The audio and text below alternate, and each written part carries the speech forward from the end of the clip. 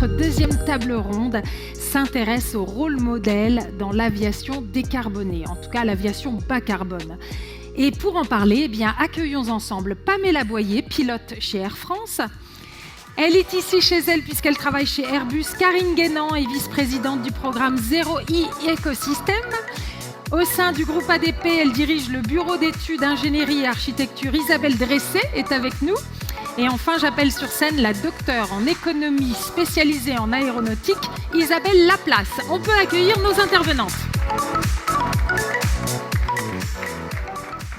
Bienvenue, mesdames. Alors, tout comme pour la précédente table ronde, avant de me tourner vers vous, je vais donner quelques éléments de contexte concernant donc les défis de l'aviation bas carbone. Les émissions carbone du transport aérien représentent 2 à 3% du total des émissions mondiales et cela représente 10% des émissions du secteur des transports. En 2021, l'ensemble du secteur aérien au niveau mondial a annoncé viser la neutralité carbone à l'horizon 2050. Cela permettra d'aligner le secteur sur les engagements pris lors des accords de Paris. Il faut savoir que sur les 30 dernières années, donc depuis 1990, les émissions carbone par passager au kilomètre ont été divisées par 2. Dorénavant, le défi consiste à mettre au point d'ici 2035 un avion bas carbone. C'est évidemment un défi technique, technologique, qui va nécessiter créativité et excellence de la part de toute la chaîne de professionnels, à savoir des ingénieurs, des techniciens, des ouvriers, des pilotes. Vraiment, tout le secteur est concerné. Et face à un tel challenge, comment imaginer qu'on puisse se passer de l'intelligence de la moitié de l'humanité? C'est tout bonnement impensable. Et pourtant, comme nous l'avons vu dans la première table ronde, dès la petite enfance, de nombreux obstacles se présentent aux petites filles qui peinent à pouvoir embrasser ces filières. Pamela Boyer, je commence avec vous, car en découvrant votre parcours, j'ai découvert que celui-ci n'a pas été un long fleuve tranquille, loin de là. Et si aujourd'hui vous êtes commandant de bord sur A320 chez Air France, eh bien, ce n'était pas gagné d'avance, sachant que dans votre scolarité, vous avez redoublé et vous avez même raté votre bac. Vous êtes donc la preuve vivante que lorsque l'on veut ardemment quelque chose et qu'on se bat pour, tout reste possible. Il faut dire que vous avez eu un coup de cœur très jeune, dès l'âge de 11 ans, lors d'un baptême en UM, et ce vol a déclenché en vous l'envie de passer au-dessus des nuages et d'être au soleil. Ce sont vos mots, Pamela Boyer. En 1991, vous êtes reçue pilote de l'ENAC. Je pense que ça s'applaudit.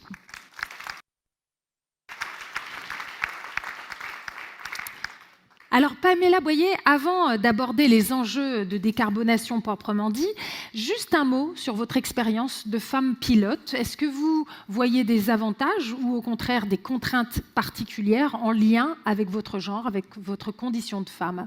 Oui, vous pouvez prendre ce micro. Bien non, je pense que les femmes ont totalement leur place dans les cockpits. Je ne vois, je dirais, ni avantage ni inconvénient. C'est exactement comme nos collègues masculins. Les avions modernes ne requièrent plus maintenant de force physique particulière. Les contraintes de vie ne sont pas plus pénalisantes que pour nos collègues hôtesses de l'air. Ça a été évoqué lors de la première table ronde. Ce sont majoritairement des femmes et pourtant elles gèrent sans problème la vie de famille. Donc à ce niveau-là, je vois pas... Déplacements, horaires, etc. Exactement, voilà, exactement. Il y a le milieu médical, il y a le tourisme, il y a énormément de métiers qui ont ces contraintes de vie.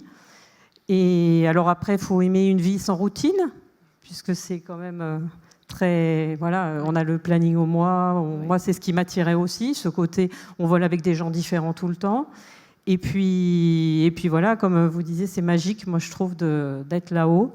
Et comme on dit, on a le plus beau bureau du monde. Ah, c'est beau, c'est très très joliment dit. Vous avez le sens de la formule, hein, Pamela Boyer. C'est vrai que ce matin, vous me disiez que vous avez partagé avec beaucoup de jeunes filles et j'aime beaucoup la décontraction avec laquelle justement vous éclairez ce parcours. Oui, il peut y avoir des embûches, on peut aussi trébucher, mais in fine, si on est déterminé, on ne lâche pas, eh bien on peut y arriver. Oui, voilà, moi j'ai eu la chance, voilà, malgré mon parcours un peu... de feignante, mais j'avais cette carotte, j'avais cette envie, ouais. Je m'y suis accrochée et voilà, ça a été mon moteur et c'est ce que j'essayais de leur dire ce matin, c'est qu'il faut croire en vous et vous vous donnerez les moyens et vous y arriverez. Extra. Je pense que rien que ça s'applaudit. Alors, pour réussir à atteindre la neutralité carbone le plus rapidement possible, en tant que pilote, vous faites face à des changements de pratique. C'est ce qu'on appelle l'écopilotage. Est-ce que vous pourriez nous expliquer en quoi ça consiste ? Oui, alors l'écopilotage, c'est le pilotage éco-responsable. Donc, c'est ce qui permet une réduction immédiate de la consommation carburant, que ce soit au sol comme en vol. Pour ce faire, il y a une grosse quinzaine d'années, on a commencé à avoir des logiciels très performants qui nous permettaient d'optimiser les coûts, enfin les consommations. Et depuis une dizaine d'années, je dirais, on a ce qu'on appelle des GOP qui ont été mis en place, c'est les Green Operation Procedure. Et ça nous permet d'optimiser les coûts, que ce soit fuel, que ce soit maintenance. Et voilà, donc c'est au quotidien, on a tous ces outils maintenant à notre portée pour consommer moins et donc réduire les émissions de CO2. De plus, au niveau d'Air France, il y a une modification de la flotte aussi depuis quelques années. Alors j'avais noté, c'est le changement là les nouveaux appareils qui arrivent, nouvelle génération, c'est 20 à 25% de CO2 en moins. Donc ça commence à faire. Et on a des nouveaux carburants aussi qui vont arriver. Il y avait eu, entre autres, Air France avait fait, je ne sais pas s'il y en a qui avaient suivi à l'époque, c'était en 2014, il y avait la Labline entre Orly et Toulouse avec des avions qui avaient 10% de biocarburant au kérosène. Donc voilà, il y a déjà eu des expérimentations faites et on se dirige de plus en plus vers ça, vers tous ces efforts pour polluer moins. Et quand vous nous parlez de ces fameuses GOP, est-ce que vous pourriez juste nous décrire pour qu'on puisse être un petit peu dans le cockpit avec vous voilà, ça se traduit comment exactement, de manière très concrète ? Alors, de façon très concrète, ça va vous parler déjà au sol. À l'arrière de l'avion, on a l'APU, c'est le petit réacteur qui nous permet de climatiser et d'alimenter électriquement l'avion. Bon, maintenant, on le coupe, on utilise les systèmes d'alimentation électrique de passerelle. Donc à ce niveau-là, le réacteur ne tourne pas, on ne consomme pas. Au roulage, on va rouler que sur un moteur. Si le roulage est long, plutôt que de rouler sur 2 moteurs et de consommer plus longtemps sur les 2, on va rouler qu'un moteur, on va mettre l'autre en route avant de décoller. Comme ça, c'est ce qu'on appelle le taxiing, voilà, c'est ça. Comme à Charles de Gaulle, les roulages sont très longs. Oui. À ce moment-là, on va faire des choses comme ça. Et après, plus techniquement, il y a d'autres choses qui économisent aussi les réacteurs, qui vont augmenter la longévité du réacteur sur nos calculs de performance au décollage. Bon, là, ce serait peut-être pas très passionnant, mais voilà, on a plein de choses comme ça qu'on met en place. Mais voilà, les plus parlantes, c'est ça, c'est au roulage, au sol. Et puis après, en l'air, je vous dis, tous ces nouveaux logiciels, en fait, avec maintenant, on a des météos très fiables pour optimiser les routes. Donc, on va vraiment prendre la route qui a le meilleur coût, on va dire, maintenance, fuel, et qui nous permet d'avoir des calculs très précis d'emport carburant. C'est un challenge quand même, en tant que pilote, de réussir à ajuster le tir avec toutes ces nouvelles données ? Oui, tout à fait. Ça fait partie vraiment de notre fonction, ça. Le choix du carburant, l'emport carburant, c'est vraiment... partie intégrante de notre travail. Donc le nouveau Top Gun, c'est l'écopilotage en fait. Voilà maintenant, qu'on se le dise. Merci beaucoup Pamela Voyer, merci. Karine Guénan, oui vous pouvez applaudir, vous avez raison. Alors, contrairement à Pamela, pour vous, le monde de l'aéronautique, ça n'était pas une vocation particulière. Vous dites que vous êtes arrivé là par hasard, et pourtant, vous pensiez d'ailleurs en arrivant n'y rester que quelques années, et pourtant, vous n'êtes jamais reparti. Donc, diriez-vous qu'au final, c'est bel et bien un secteur passionnant pour les passionnés ? Oui, évidemment. Donc, je suis aujourd'hui peut-être le contre-exemple ou l'élément de plus de diversité à vous démontrer comment on peut transformer les maths en autre chose que les parcours ingénieurs. Moi, les maths, je les ai transformés en finance internationale. Toute petite, moi aussi, j'ai eu le virus par mon papa dans la marine, qui m'a ouvert au monde en m'expliquant tout ce qu'il voyait en voyageant les mers. Et je me suis tout de suite dit, moi, c'est ça aussi que je veux faire. Et je veux le faire en allant négocier les grands contrats export de la France à l'étranger. Et c'est ce qui m'a conduit à embrasser le parcours de prépa HEC, école de commerce. J'aurais tout aussi bien pu partir sur un BTS commerce international, mais c'était ma vocation, c'était mon fil rouge. En sortant de l'école, j'ai eu la chance également de rencontrer des rôles modèles. Et à l'époque à laquelle je fais référence, c'était de sacrés rôles modèles. En faisant mes premières armes en finance internationale avec une femme, Jacqueline Lamourette, qui m'a dit « Karine, il n'y a pas d'autre choix. Tu prends un bureau, tu t'installes dans mon bureau et je vais te montrer ce qu'est le métier. » Et je voyais défiler toute la journée tous les ingénieurs d'affaires et bâtir la stratégie de comment vendre les contrats Saint-Gobain partout dans le monde. Et définitivement, je me suis dit, c'est définitivement ça que je veux faire dans ma vie professionnelle plus tard. Le choix également structurant que j'ai souhaité faire par rapport à mon métier d'expert en financement, c'était soit le choix de la banque, des parcours passionnants et des rémunérations intéressantes, ou l'industrie. Définitivement, et sans aucun doute, je suis partie vers l'industrie parce que quoi de mieux que de mesurer tous les jours, en voyant la fabrication, la production et la livraison des produits pour satisfaire les besoins de nos clients, est une véritable source de motivation. C'est comme ça que j'ai fait donc mes armes chez Saint-Gobain, puis ensuite chez Air Liquide, dans les gaz industriels, qui m'a conduit à commencer à me faire voyager partout dans le monde pour aller négocier ces fameux contrats que je voulais tant négocier, avec des cultures, des personnes éminemment intéressantes, des cultures très diversifiées, et beaucoup d'apprentissage auprès de l'ensemble de ces rencontres. Et effectivement, je suis arrivée par hasard à l'aéronautique, mais finalement à y regarder de plus près, pas tellement par hasard.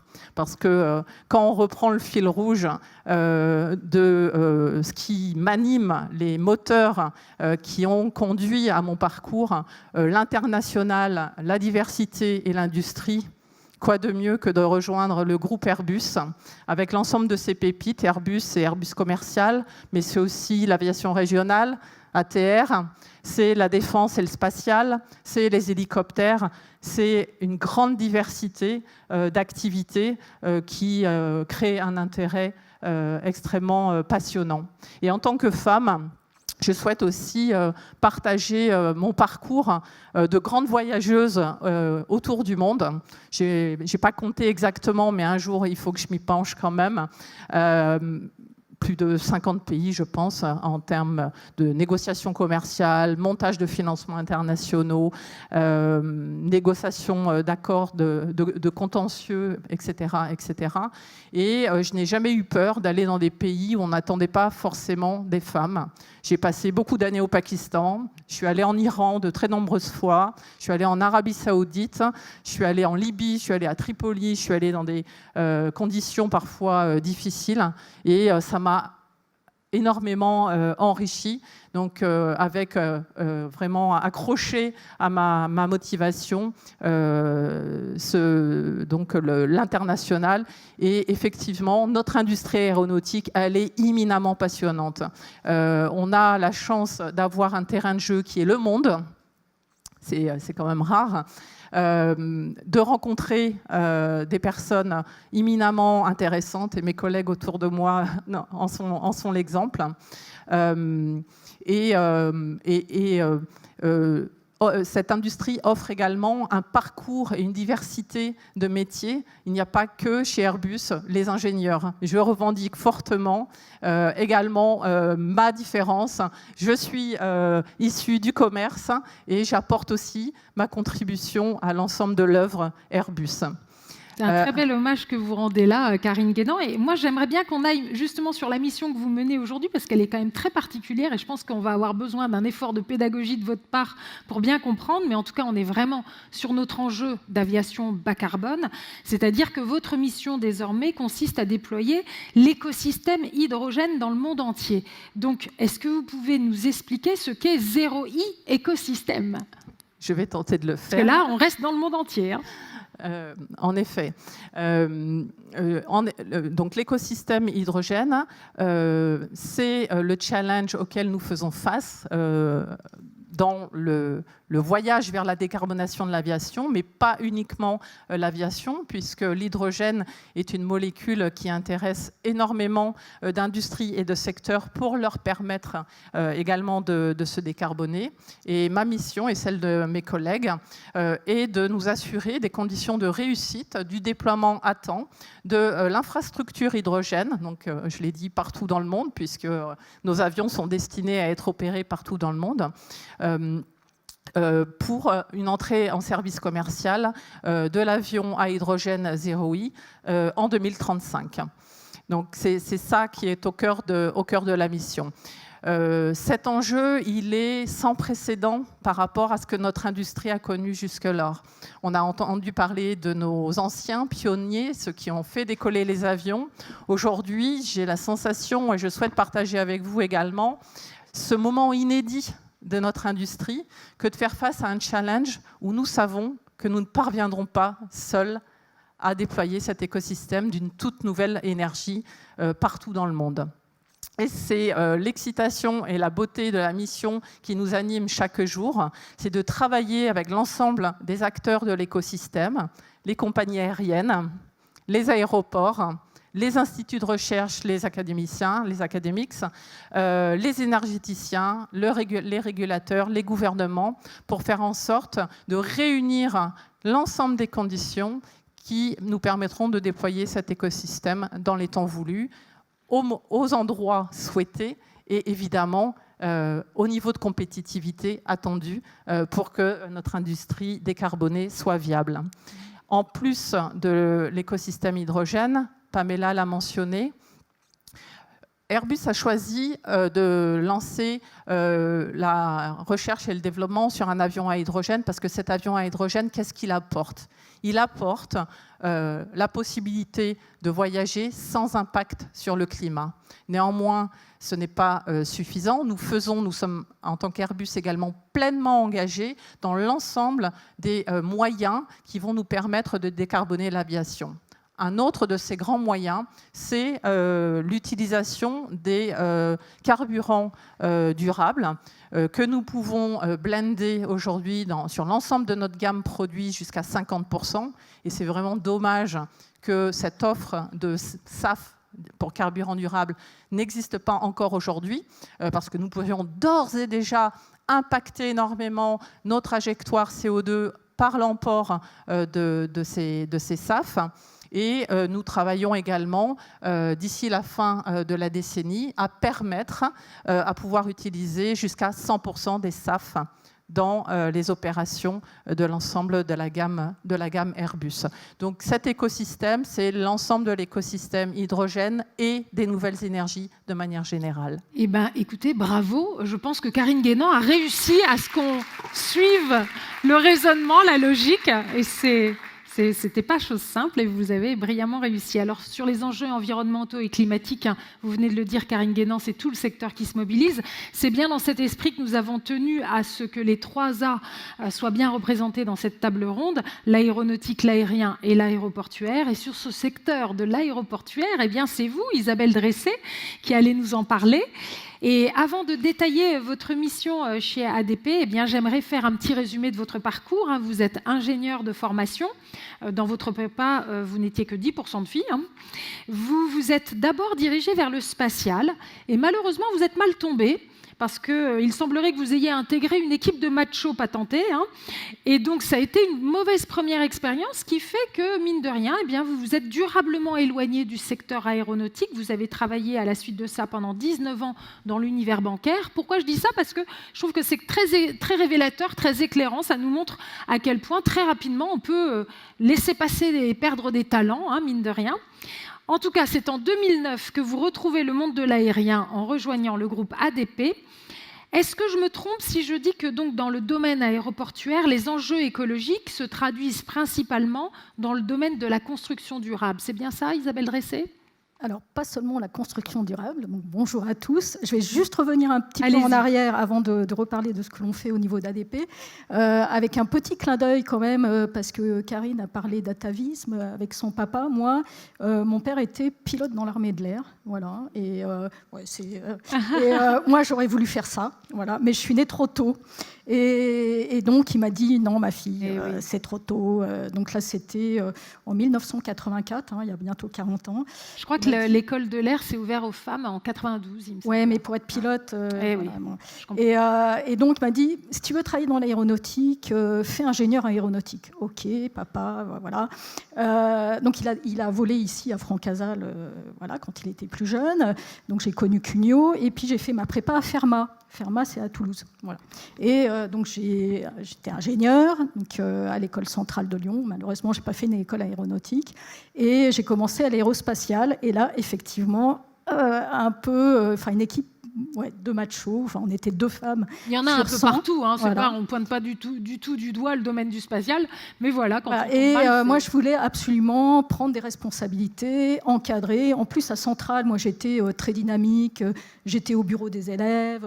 Voilà. Et là, je m'ennuyais un peu. Je me suis dit, il faut que j'aille dans un truc qui bouge. Donc, c'est pour ça que je suis allée dans le monde financier faire de l'informatique pour les traders. Donc là, ça bougeait beaucoup. Voilà.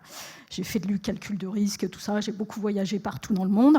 Et puis, ADP est venu me chercher en 2009. Et là, je remercie ADP, le groupe ADP, parce que vraiment, c'était revenir à ma passion. Et là, voilà, c'est extraordinaire parce que j'ai fait plusieurs métiers depuis que je suis rentrée à ADP. Donc le dernier en date, c'est effectivement, je dirige le bureau d'études, là, donc des architectes et puis des experts en bâtiment, infrastructure, électricité, tribagage, voilà.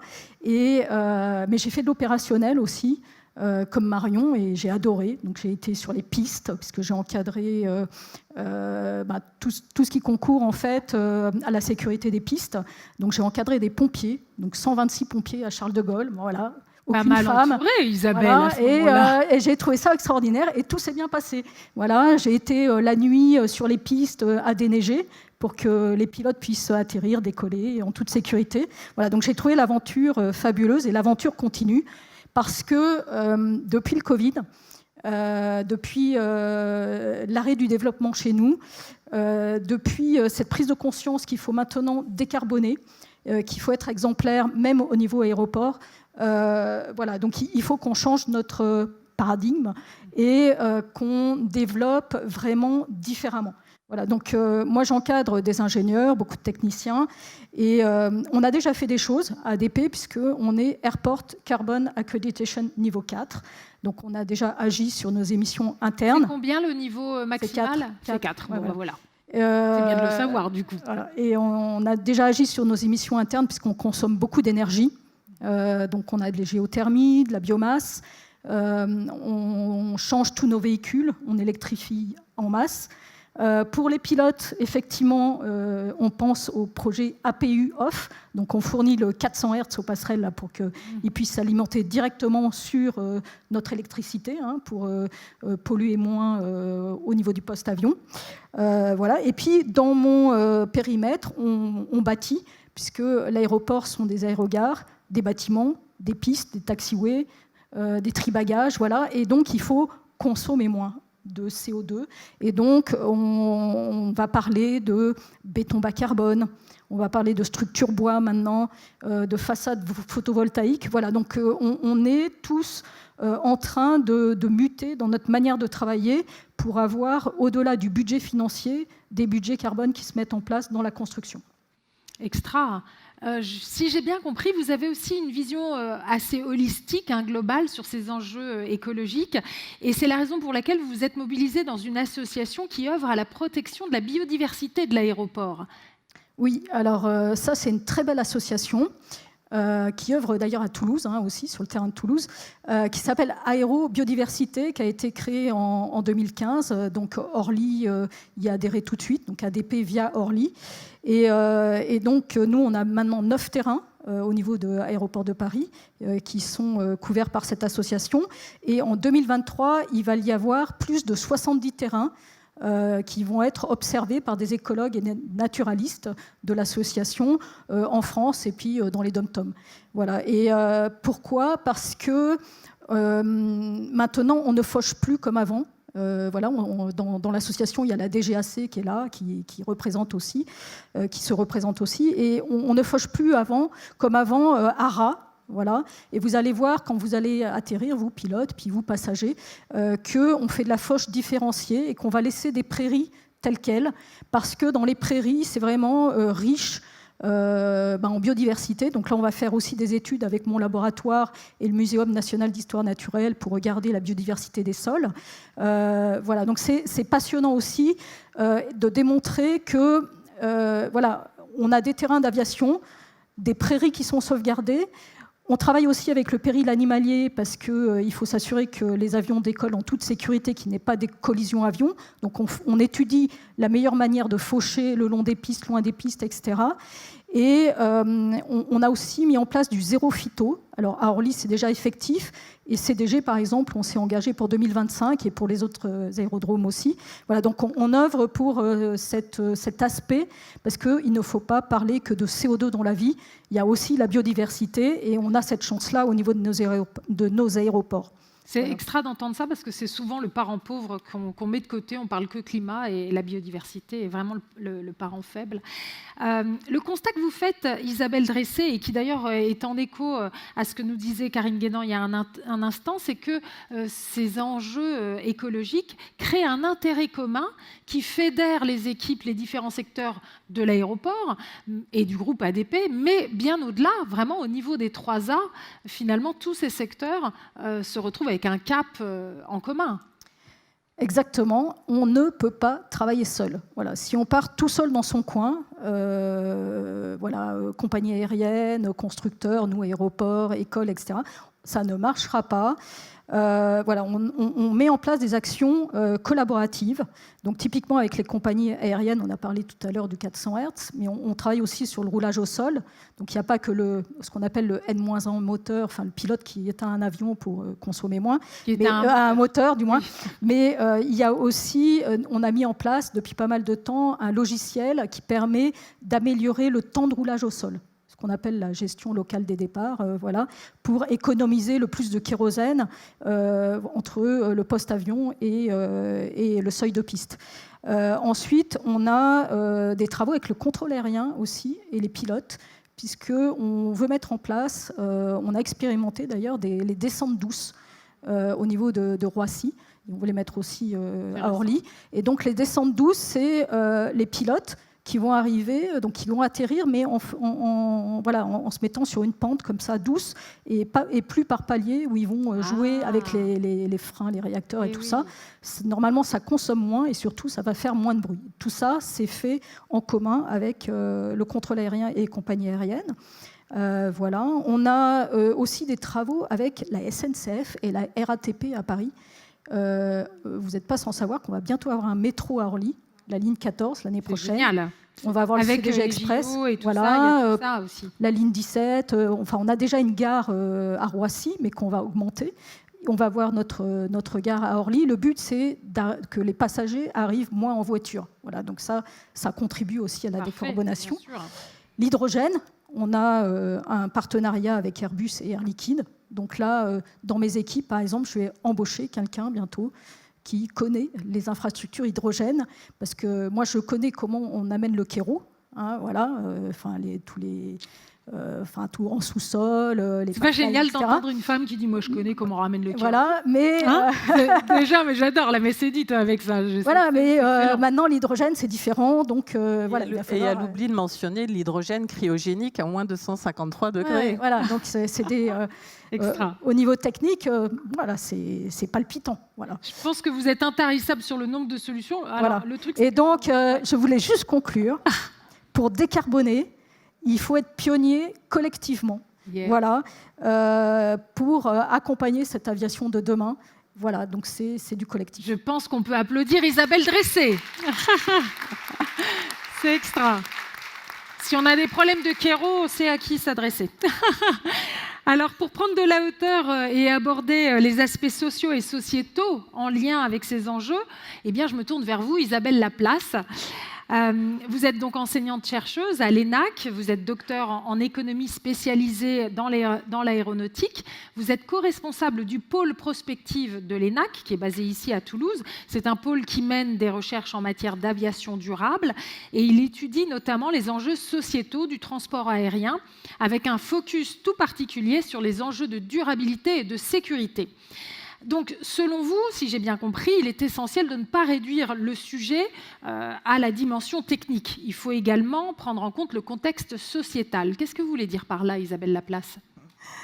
Alors, qu'est-ce que je veux dire par là? En fait, il est évident qu'il y a des enjeux technologiques importants dans cet objectif de décarbonation, c'est évident. On ne peut pas le nier, c'est vrai. Sauf que si on revient un petit peu en arrière, et d'ailleurs, ça a un petit peu été dit, mes collègues l'ont dit, si on prend un petit peu, allez, par exemple, dès 2019, on a commencé à avoir des mouvements, alors c'était dans une certaine partie de l'Europe, vous avez sûrement entendu parler de la honte de voler, le flight shaming. Alors c'est des mouvements, on ne va pas dire que ça concerne tout le monde, mais ces mouvements, ils viennent de la société, des sociétés.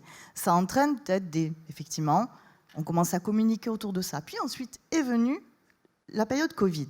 Et la période Covid, elle était finalement, alors moi je vais dire quelque chose de bénéfique de mon point de vue, sur la prise de conscience de l'urgence climatique. Voilà. Et ça a été un moment très fort qui a un petit peu amplifié tout ça. Et par la même occasion, finalement, le transport aérien, l'aéronautique de façon générale, est devenu comme en fait une sorte d'emblème d'un des contributeurs à ce changement climatique. Naturellement que ce n'est pas le seul. Mais c'est vrai que c'est devenu un emblème et on l'a tous vu dans les journaux, etc. Et c'est aussi finalement cette attente, j'allais dire, je vais même employer le mot de pression sociétale, qui est à l'origine, à mon sens, je ne sais pas si vous serez d'accord avec moi, mais qui en fait a permis l'accélération du secteur dans cet objectif-là. Naturellement qu'il y avait ça en toile de fond, mais l'urgence, le fait de penser et de repenser le secteur, ça a été à ce moment-là. Ça a été à ce moment-là où on a dit, mais maintenant, d'ailleurs vous l'avez bien dit, on peut plus revenir en arrière, il faut changer, il faut y aller, et il faut plus avoir peur, on y va, et c'est comme ça, et maintenant, on se pose même plus la question, c'est évident, il faut y aller. Ouais. Et donc, tout ça pour dire que penser le futur, c'est naturellement penser les solutions technologiques qu'on va mettre en place, évidemment, mais dans quel contexte? Comment et pourquoi? Qu'est-ce qu'on attend de ça? Qu'est-ce que finalement, nous, en tant que citoyens, alors là, moi, je parle peut-être citoyen là, européen, mais on va peut-être en parler plus tard, mais naturellement, l'aéronautique, c'est mondial. Donc, des voyageurs et des citoyens, de toute façon, il y en a partout dans le monde, et les attentes sont différentes. Donc, c'est pour ça que décorréler tout ça, à mon sens, c'est un peu dangereux. Voilà. Donc, c'est pour ça qu'on axe aussi beaucoup sur les enjeux sociétaux. Alors vous avez sans doute totalement raison, c'est bien pour ça qu'on avait envie de vous inviter. Et pour aller encore un petit peu plus loin, puisque vous travaillez au sein d'un pôle prospective, est-ce que vous seriez en mesure de décrire ce que pourrait être demain notre rapport, individuel ou collectif, au transport aérien? Vous avez déjà des signaux là-dessus? Alors c'est une bonne question, mais en fait, prospective, ça ne veut pas dire prédiction. Hein. Voilà. Donc, vous n'êtes pas Madame Irma. Ah non, on n'est pas Madame Irma. Ni moi, ni personne, en tout cas, je pense. En revanche, donc, dire ce que ça sera demain, non, moi j'en suis incapable. Je ne sais pas si l'un de vous se sent capable de dire ça. Je ne pense pas que ce soit possible, à mon sens. Mais ce qui est sûr, c'est que l'étudier, c'est important. Et l'étudier en essayant d'être le plus... j'allais dire le plus englobant possible, de considérer les différents enjeux. On a parlé bien sûr des enjeux technologiques, il y a des enjeux économiques indéniables, donc il y a des enjeux bien sûr de mobilité, il y a des enjeux, etc. Donc c'est déjà appréhendé en essayant de regarder tout ça. C'est pas simple, donc clairement, il peut y avoir des tensions parfois. Entre certains enjeux, mais mais c'est important de les prendre en considération. C'est-à-dire que mettre le mouchoir dessus, ça ne sert à rien. Il faut essayer de regarder ça et aussi essayer de voir effectivement comment on peut approcher ça. Alors peut-être qu'il faut s'y prendre un peu différemment de ce qu'on a fait jusqu'à présent, c'est possible. Disons qu'il faut peut-être de plus en plus aller vers des approches complexes. Voilà. Ça veut tout dire et rien dire parce qu'effectivement, qu'est-ce qu'on y met derrière? C'est à construire. Mais justement, en essayant au maximum de prendre j'allais dire tous les acteurs, mais les acteurs, à mon sens, comme je le disais tout à l'heure, c'est, oui, les acteurs des 3 A dont on a beaucoup parlé, mais j'allais dire c'est beaucoup plus... C'est aussi toute la société. C'est toute la société, les autres modes de transport, ouais, c'est beaucoup plus vaste que ça. Ce qui est très intéressant dans ce que vous venez de dire sur essayer d'avoir un regard plus complexe, une approche plus complexe de tout ça, je pense que c'est très important vis-à-vis de la jeunesse qui, justement, aujourd'hui, pour une grande part, peut avoir une vision très caricaturale de tout ça. C'est ce qui va avec le bashing, etc., qu'ils peuvent avoir et qui fait que beaucoup donc, veulent véritablement se détourner du secteur de l'aérien et sont honteux si jamais ils doivent prendre l'avion, etc. Donc là, de quelle manière est-ce qu'on devrait s'adresser à cette jeunesse pour l'embarquer dans l'aventure de manière plus constructive plutôt que simplement être dans du renoncement et puis aussi de l'agressivité de part et d'autre? Alors, il y a sûrement plusieurs aspects, mais déjà, effectivement, moi j'appartiens à l'ENAC, donc on est une école. On est une école, on forme des ingénieurs, des pilotes, des contrôleurs aériens, des techniciens, etc. Donc déjà, il y a répondre à l'attente de nos étudiants. Et c'est difficile d'un côté parce qu'on se dit on ne sait pas ce que va être l'avenir. Donc les former à quoi? Voilà. Si c'est formé à quoi? On ne sait pas. Mais ce n'est pas pour ça qu'il faut s'arrêter. C'est-à-dire que notre rôle à nous, c'est d'essayer de leur donner des clés. Toutes les clés qu'on pourra leur donner pour finalement être capables à eux des fois de prendre du recul sur les choses. Ils vont être très très performants des fois d'un point de vue sur un aspect très pointu, mais aussi être capables de prendre du recul, d'aller regarder un petit peu, attention, ça je maîtrise, ok, mais regardons, est-ce qu'il y a des effets pervers à tout ça? Ça déjà, cette façon de penser, de réfléchir aussi, ça peut être quelque chose qu'on peut apprendre, en plus bien sûr de tous les aspects scientifiques. Et voilà, donc leur donner des clés. Alors, il n'y a sûrement pas une seule façon de faire. La première étape qui nous a semblé être importante, c'était déjà de donner un socle commun d'enseignement à tous nos étudiants. Parce que je vous ai dit, on a des étudiants, c'est très varié. Donc ça passe du technicien, effectivement, au contrôle aérien, ingénieur, etc. Ils ont des cursus très différents. Et on s'est dit, mais il y a quand même un socle commun d'enseignement autour de ces enjeux j'allais dire, de transition écologique en général. Il faut qu'ils aient tous. Alors on a lancé cette année, on a lancé ce qu'on a appelé la rentrée climat et enjeux sociétaux, où on va avoir une semaine qui est vraiment dédiée à ces enjeux-là.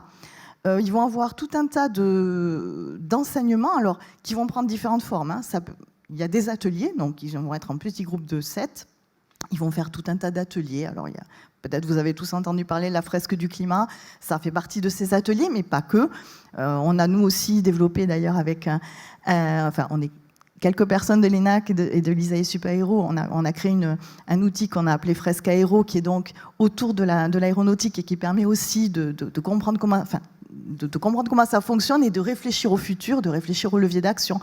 On a mis en place, bien sûr, des enseignements en amphi, des e-learning, etc. Le but, c'est d'être varié, qu'il soit dans l'échange, qu'il soit et qu'on soit dans l'échange. Ne rien s'interdire, la parole est ouverte. Donc, ils peuvent dire ce qu'ils veulent, voilà, dans les leviers d'action, quand ils sont amenés à y réfléchir, parce qu'après, donc, ils sont amenés à y réfléchir dans ce moment-là, ils sont amenés à y réfléchir ensuite dans un travail de groupe qu'ils vont rendre, où ils sont mixés, hein, j'ai oublié de le dire, mais en fait, dans ces semaines, ils sont mixés. On va mixer les étudiants de différents cursus, et donc, dans un groupe, on peut effectivement avoir des élèves ingénieurs, des élèves techniciens, des élèves pilotes, etc. Et ils vont travailler sur leur vision du futur. Bon, ils sont encadrés, bien sûr, mais voilà. Et ça, c'est déjà une première étape. Et bien sûr, il y en aura d'autres. Donc, Isabelle Laplace, en fait, évidemment, On n'est pas Madeira Mirama, donc on ne sait pas exactement où on va, mais il y a vraiment une volonté d'intelligence collective, de faire en sorte que la jeunesse puisse participer à la réflexion et justement de lui donner des clés de compréhension pour qu'elle puisse aborder ça de façon complexe. Ouais. Et puis après, advienne que pourra, parce qu'on est tous dans le même bateau, cette petite planète, il va falloir qu'on unisse nos forces pour la préserver. C'est à peu près résumé, ça vous va? Il y a peut-être juste un petit message d'encouragement que Karine Guénan veut faire passer à cette jeunesse, oui. Percutant, rapide, mais percutant. Très court, à ceux et celles qui hésiteraient encore à nous rejoindre après tout ce qui a été dit. Au contraire, on a absolument besoin de vous, jeunes, pour rejoindre cette ambition et ce challenge de décarboner l'aviation. On a besoin de vous. Cette opportunité, c'est aussi la perspective de nouveaux métiers. J'en suis la preuve. Et ce moment inédit de notre industrie nous vraiment passionne tous les jours, rend la mission absolument incroyable. C'est aussi tous les matins nous dire que ce à quoi nous travaillons, c'est vous permettre de continuer à explorer le monde sans impact sur le climat, comme nous avons pu le faire, les plus anciens. Donc notre mission d'aujourd'hui, c'est la vôtre demain. Venez. Très beau. Merci beaucoup Karine Guénan. Merci Isabelle Laplace, Isabelle Dressé et Pamela Boyer.